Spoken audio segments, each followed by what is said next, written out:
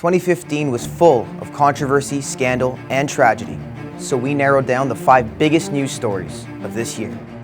Chaos struck in Baltimore this year over 25-year-old African-American Freddie Gray, who died suddenly while in the back of a police van.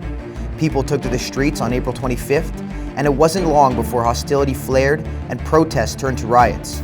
Buildings were looted and cars were set on fire.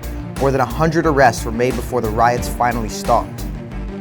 When the EPA finally blew the lid off Dieselgate, Volkswagen reported that about 800,000 cars were affected.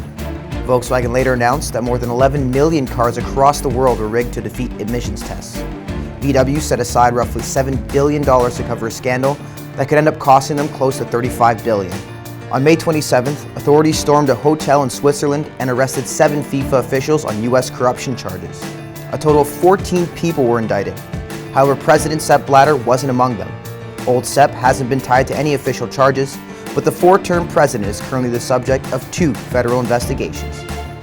The unrelenting offensive waged by ISIS in 2015 forced floods of people from their homes. The conditions of travel were harsh and the road unforgiving. Many refugees never made it to their final destination. However, more than 8,000 refugees entered the European Union daily.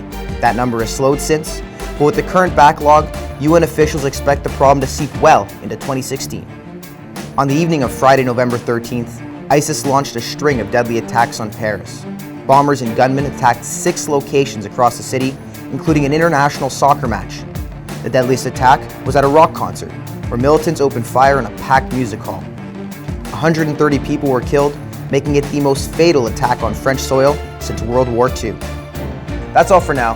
For more stories like this in 2016, check out Dipley News or like us on Facebook.